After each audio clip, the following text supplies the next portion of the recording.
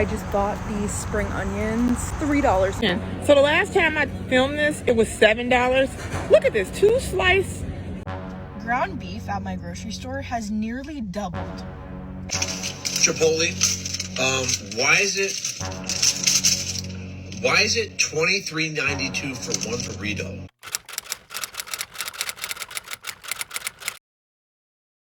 All right, we're at Walmart and check it out. They wanted $61 for these 2 steaks, but nobody wanted them. So now they're on sale. It says you can save up to $22. You think that's a good saving? How about not being $62 to begin with? If you agree, give me a follow and share this video. This is what I mean when I say it is so expensive to eat healthy in America right now. I just bought these spring onions, $3.50. The woman was too stunned to speak. In case you guys are wondering how things are going in California, we're at the grocery store and the eggs are $17.49. The price for 1 pound of ground beef is now more than the federal minimum wage, guys. How crazy is this? And like, how far are they going to let these grocery prices get before they realize that regular people can just not afford this crap? Like, right now, let's do a comparison. Let's use like a couple big chains at where I live. I'm on the West Coast. So we've got like Albertsons, we've got Vons, we've got Stater Brothers, which I think is kind of like a West Coast thing. All of those are about twice the price of an Aldi, a Walmart, a Winco, a Safeco, or a Heb, or like a Food for Less if you have that. So I will tell you that of all the places that I'm shopping right now, Aldi happens to be my favorite. And no, they don't have everything. And Aldi is like the great value brand at Walmart. And that's all they have in the whole store is the Aldi brand. So there's not as much selection, but I like a lot of the stuff that they have there. So I did a price comparison out here. Stater Brothers, which is down the street from me, has amazing butcher department. The meat department is great. So I went and bought my weekly groceries there, $240. Next week, compared it, same level of groceries, $117 at Aldi.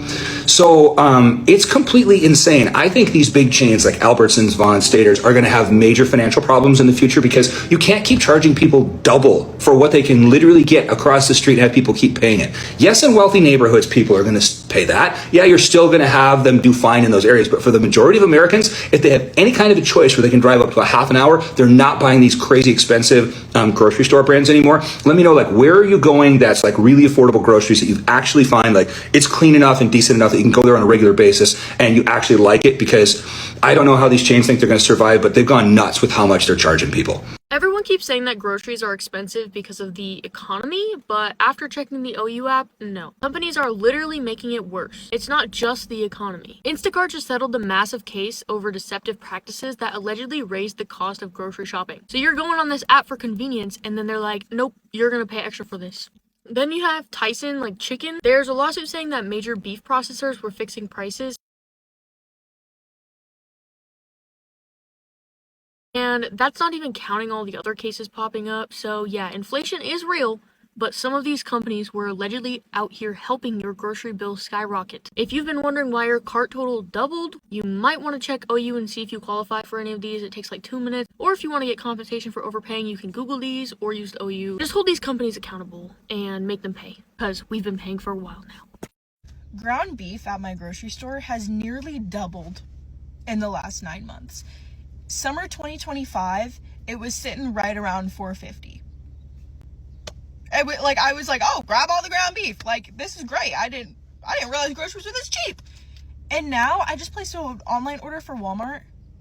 $7.50 for 1 pound of ground beef. And I'm a college student. I am transitioning to an apartment, my first apartment, and full-time, like, career gig job.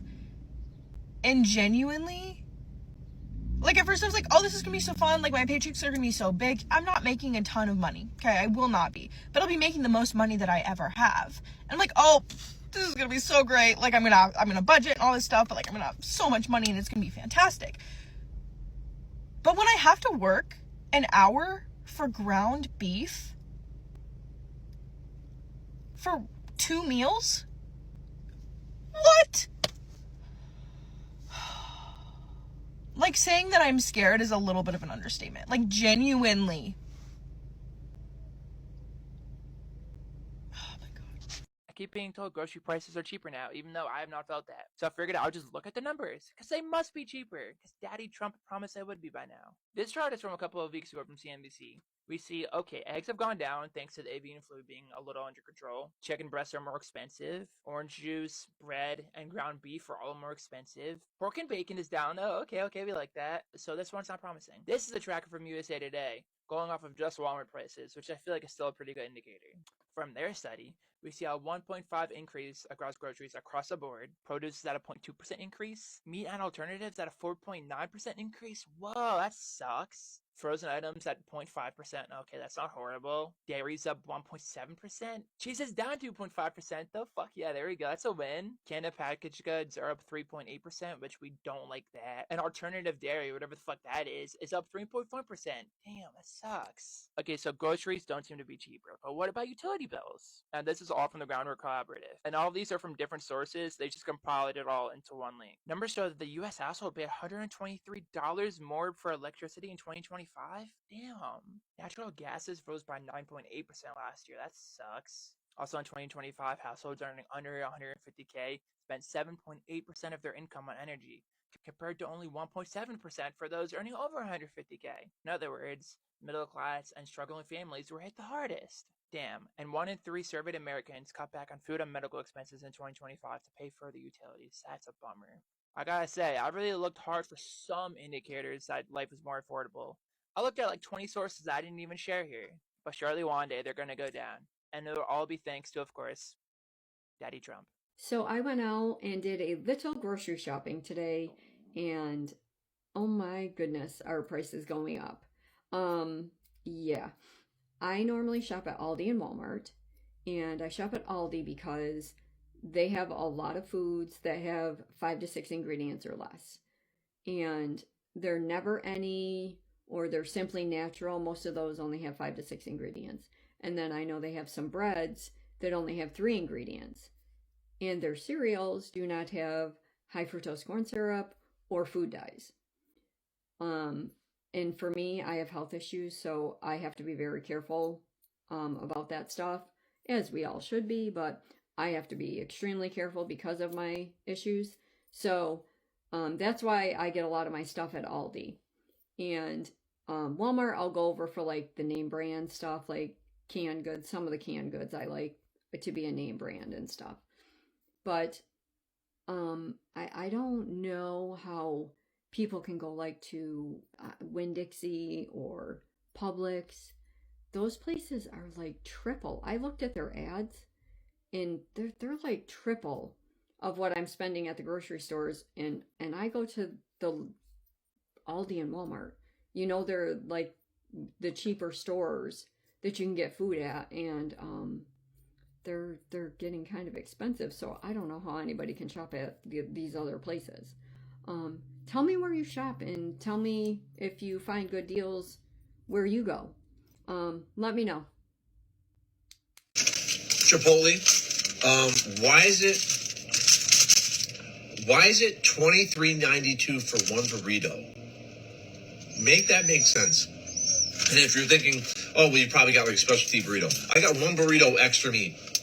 And I'm thinking like $23 for a burrito with extra meat. The amount of meat it probably should have had, but you guys give us so little of meat that we have to ask for an extra serving.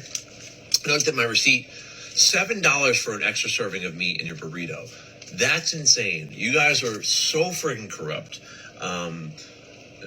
That's wild. $25 for a burrito. That's Nashville in the back. But come on.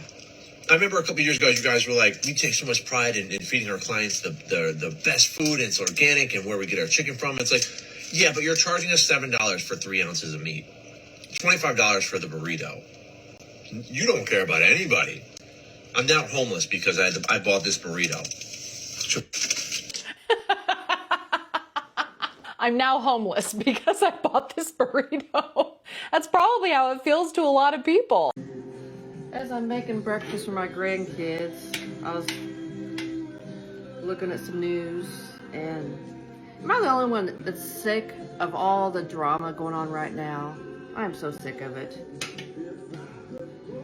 So sick of it. This country's divided. I'm not getting into the details of what I think, but this country's divided yet again. And I'm sorry, but I'm not seeing any America first right now. I'm not. I'm seeing a bunch of lies and fraud and staging of, well, events to sway people into, to manipulate people into thinking a certain way, and it's working. I just don't understand it. I don't. And I'm just tired of it. I'm tired. We need happiness in this world, and all this brings is division. And I will say yet again, division. Don't even want to open Facebook or TikTok or look at the news, because it's so much negativity, so much, and I'm tired of not having groceries in my house because they're so expensive. I'm legally blind. I work for a living, and I can barely make it right now. I buy food, I watch my grandkids, and I buy food for them, but I barely buy any food for me. Everything's so expensive. I'll buy one thing to make a week and eat on that all week because it's so dang expensive. Just tired of it. All this type of, this is ridiculous. I feel like they also, the food not the same, the fruits not the same. I bought some pears the other day. They was horrible. I brought some plums. Nothing is just the same. A plum used to taste so good. But also I pay attention to the soap. When I'm buying these packs of soap, it's not even lasting. Because they letting the soap look like it's melting faster. I remember back in the day, you can use a bar of soap for a couple days. By the time my children, baby, that soap is gone unless we just taking a bath the right way. But I pay attention. Y'all make us use, use stuff fast so we can come back and buy it fast. And it's not just about the soap. It's even with phone chargers. If you don't go ahead on and buy you a good phone charger, you're going to find yourself buying them the cheap chargers over and over and over. And how much money, that stuff is set up to break. It's designed to break so you can keep buying it over and over and over again. So I'm like, babe, just go to AT&T and just give me a good charger, and that way. Manhattan, inflation. So the last time I filmed this, it was $7. Look at this, 2 slices and a drink for $8.99. This is near 59th Street. What, $9? This is the $5 pizza combo, folks. The $4.99 special. So I don't even understand why this is $8.99. This is crazy. Anyway, Midtown Manhattan, $8.99. Do you know how bad farmers are doing right now? You know, farmers right now, I think bankruptcy for farmers last year in 2025 was up 46% bankruptcies. Do you know the Strait of Hormuz? How much they're relying on the fertilizer that's coming from the Strait of Hormuz, how big of a liability this is for them. And when you go through all the different kinds, what they needed for price going from $300 to $650 in months. So they're dealing with regulation. They're dealing with prices going up for, fertilizer. They're dealing with all this stuff. So I think that economy, so, oh my God, farmers are charging up. Farmers are not making any money. If you look at the average farmer's margins, they make 3 to 12% if they're lucky, and they make 0 to 5% on average here. And most of the time they're losing money. So we got to make sure they're good. We got to make sure the younger guys are buying houses, having kids.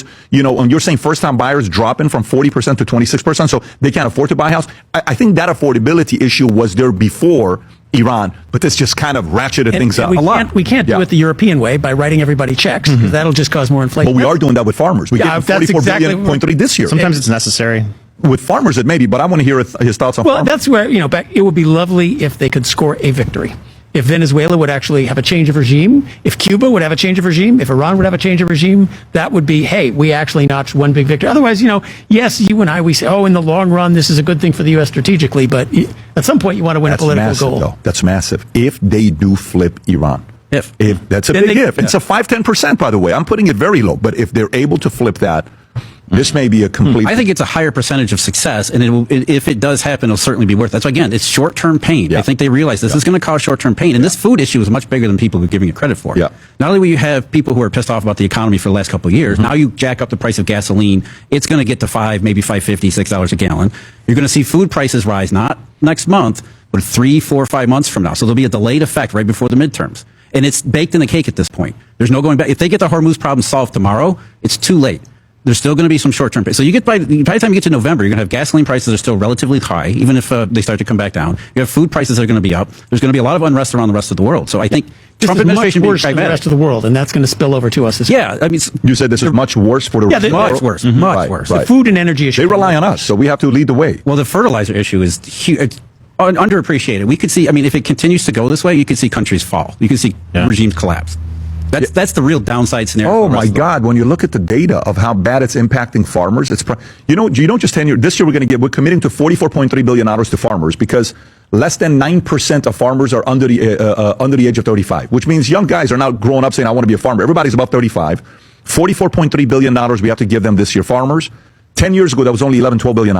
In 10 years, it's 4x. Well, I will challenge the have to. So Franklin Roosevelt started giving money to farmers. We've been doing it ever since. Yeah. The fraction of the U.S. who works on farms is way under 2% right now, most of which are illegal immigrants.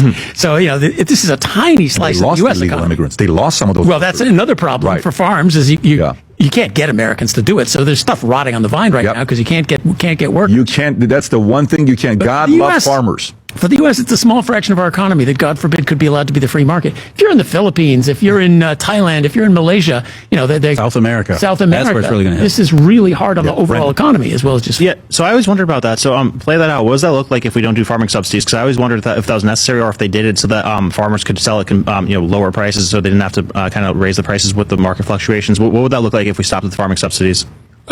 We would get cheaper food at more productive and cheaper food. What you end up subsidizing are all the unproductive farms, right? Because they can't make enough food to make it profitable to pay sell to market. Are they worried they would go out of business though if they had to lower the price that much? They will. Right. So you eliminate some of the unproductive producers, and the overall system, they get absorbed by the larger. Yeah, the mom and pop car company went away in the 1920s. Sorry, they were cute, but big companies are more efficient. So why doesn't Trump understand that though? Because Trump does a lot of farming subsidies, and he seems like a free market guy. So Trump is not a free market guy, and everybody has understood this since about 1955. And farmers vote, and the Senate is very biased towards rural areas. Let's say, why do we have? Are you saying there's ethanol? a big farm out there? Big farmer. There's big farm. Trump just went back in and we do more corn ethanol now, which is anybody wants industrial policy. My answer is corn ethanol. Complete waste, doesn't save the climate, but boy, oh boy, they vote in Iowa. Interesting. Yeah, no, I always wonder about that if it was actually necessary or not. So that's interesting. I wonder how that would play out if we let the free market do its thing there. I always wondered if it was different than the rest of the industries. No, there's almost no anti-free market argument you could make about food. I mean, all the fancy arguments. Having an administration that doesn't understand agriculture is a danger to all Americans in relation to the food supply. Hey, farm hands, it's Will coming to you from the back 40, and I want to talk to you about something that's happening with food prices right now, and it's not just inflation, it's a warning sign. There's a new report out from the University of Illinois Farm Policy News, and here's what it says in plain English. Crop prices just hit their highest level since November of 2023. That's not a small bump, that's a 2-year high, and it didn't happen by accident. See, there's something called the Bloomberg Agriculture Spot Index. It tracks 10 of the most important crops on earth, the stuff that turns into your bread, your pasta, your cooking oil, and that index has been climbing for 3 straight months now. Now, let me tell you why that matters to folks sitting in rural America. Because when that index goes up, food prices follow right behind it. And here's what's driving it. First of all, the war. The closure of the Strait of Hormuz and the conflict with Iran has disrupted global supply chains. That's where a huge chunk of the world's energy moves through. So when that shuts down, fuel costs go up, as we've all seen at the pump. Fertilizer costs go up, and farmers get squeezed. Second, we've got weather issues. We're talking about drought conditions this winter, and new drought conditions hitting growing regions, including right here in the United States. And when yields drop, prices rise. Now, here's where it gets real. Wheat prices are up 11% since late February. Corn is up 6%. Soybean oil is up nearly 50% this year. 50%. That's not a fluctuation, that's a surge. And it's not just here, this is global. Farmers from Asia to Australia to right here in the United States are dealing with the same thing. Higher costs, tighter margins, and smaller harvests. Now, here's the part that nobody in Washington wants to say out loud. Some farmers this planting season are actually planting less. Why? Because fertilizer costs are so high. It's too risky to plant certain crops. Think about that. In a moment when food prices are rising, we could be growing less food. And right there is how you get long-term inflation. Now let's connect the dots. When energy prices spike, when fertilizer prices spike, when drought hits, and when farmers cut back production, you don't just get higher prices, you get instability in the food system. That's bread. That's even meat because of the cost of animal feed. It's cooking oil. It's every grocery bill in America. And here's the kicker. Just a year ago, we had the opposite problem, too much supply. Prices were down and farmers were struggling to make a profit. Now we've swung the other direction, and that's not healthy. It's not a healthy system because there's still no profitability into it due to the fact that inputs are so high. So the next time somebody tells you prices are just normal inflation, you tell them this: we've got a global supply shock, a war affecting inputs, extreme weather cutting yields, and farmers being forced to plant less. That dog just won't hunt. And it especially doesn't hunt when you have an administration that doesn't understand agriculture. And if we don't fix the fundamentals, energy inputs, rural economics, this isn't the peak, it's just the beginning. And the long-term prognosis for agriculture, my friends, it's one thing just to hear on television and read in a newspaper or online article that farming is struggling right now, but we're reaching a tipping point. We're reaching a point where the real world impacts of increased food prices and possible shortages are going to impact everybody in the world, including the citizens of the United States of America. We've got to elect politicians that are going to change these policies in rural America, not only in healthcare and in education, but in economic policy, including agricultural policy. I want you to subscribe to the Back 40 on every social media channel you've got. We're here on TikTok, we're on YouTube, we're on Facebook. It's Westmoreland Pops or Westmoreland_Pops on every one of those different social media pages. Subscribe to learn more about these problems and the solutions to fix them. See great interviews and support what we're doing in rural America. I appreciate you. I appreciate what you're doing to support us. Most importantly, everybody, have a great day. Tariffs for Corona beer. Who thinks we need tariffs for vegetables? Here's what we get from Mexico. We get 85% of our strawberries from Mexico. Donald Trump put a 25% tariff on it. We get 86% of our tomatoes from Mexico. Donald Trump put a 25% tariff on it. We get 69% of vegetable imports from Mexico. We get 90% of our avocados from Mexico. Donald Trump put a 25% tariff on it. So much for lowering grocery prices, Mr. Trump. You want Americans to pay 25% more for their avocados, for their strawberries, for their beer. In what world does this economic nonsense make any logical sense? And then you caved to the president of Mexico, President Sheinbaum, caved to Prime Minister Trudeau because you saw the stock market dip. How about you stop paying attention to the stock market and start paying attention to people's grocery bills?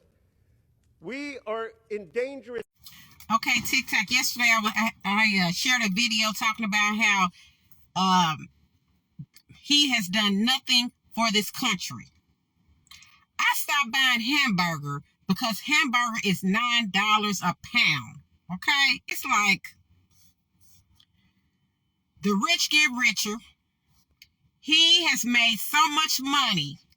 You know, $2 million, billions of dollars or whatever. He has made so much money in office while the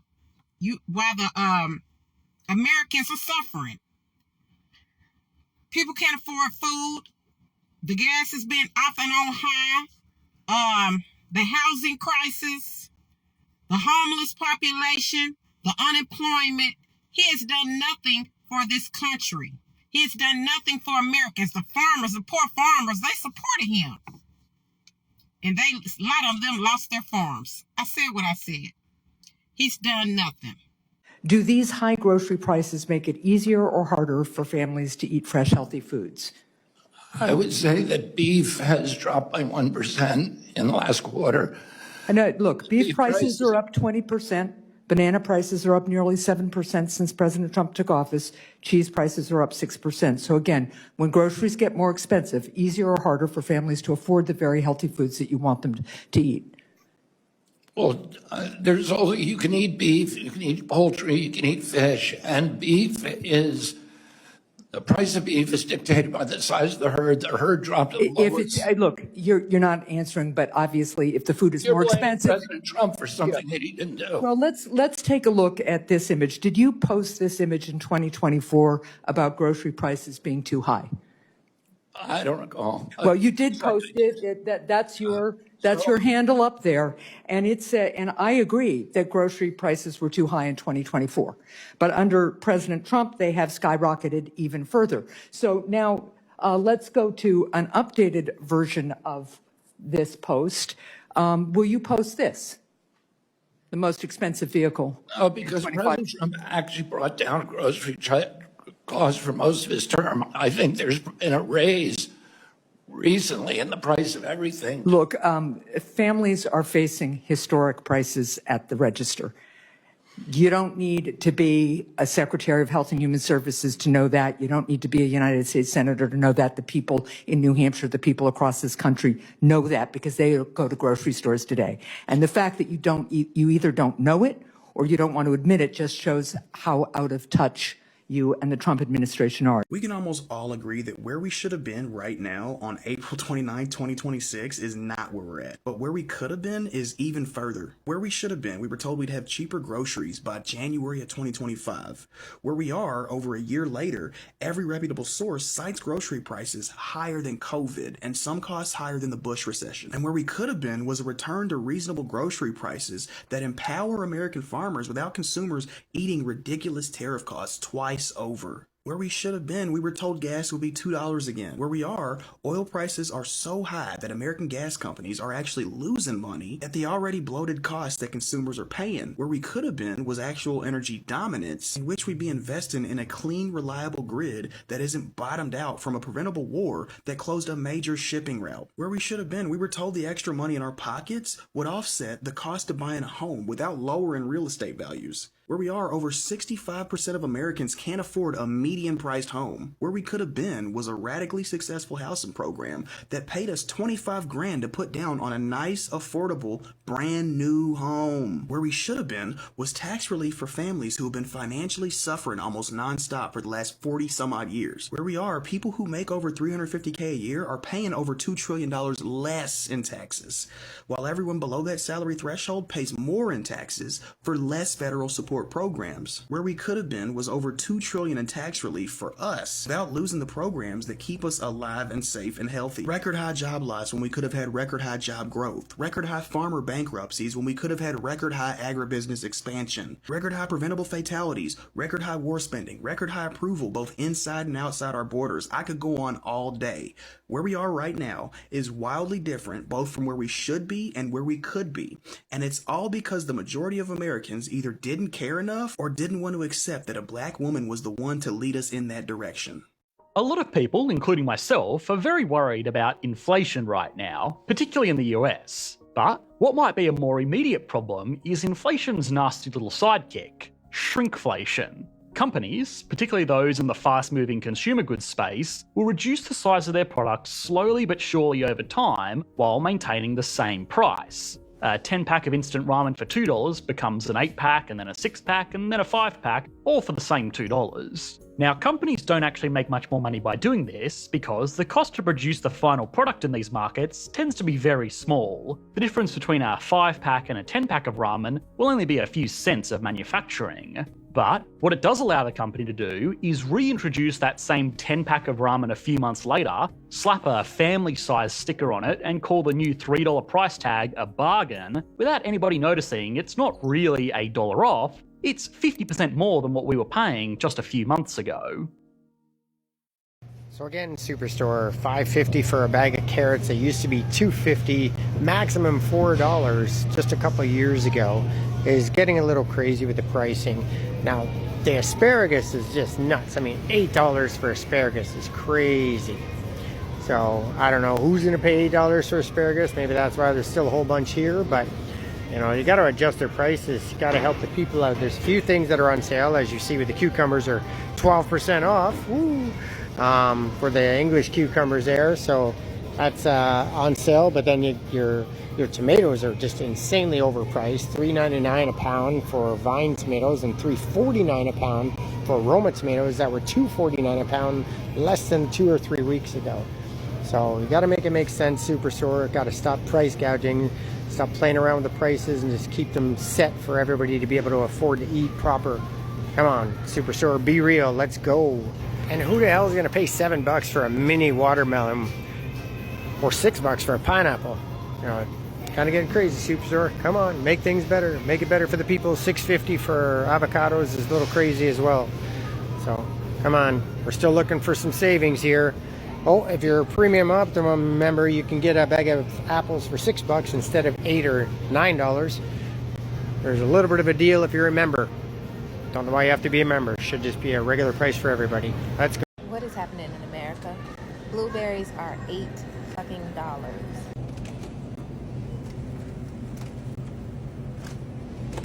And they're not even the organic ones. Like, So McDonald's is all mad, boo-hooing, our sales are down, it's the economy, it's the president, it's everything. It's because I can get a steak dinner and a baked potato at Outback for $5 more than I can buy a Big Mac meal. That's frickin' why, McDonald's. Look, McDonald's has been going downhill in quality for the last 10 years. I can go to Mexico and order a Burger King burger, and it is put on a conveyor, flame broiled, beautiful, comes out absolutely stunning, $4 American. I come back over here and I have the same burger. You know how it's flame broiled taste? It's flame broiled taste because it's liquid smoke. Look, American food, fast food, has gone to hell. I don't even think you can call it food anymore. McDonald's, your stock is down because your food quality is garbage and the prices are astronomical. Nobody can afford to pay for garbage.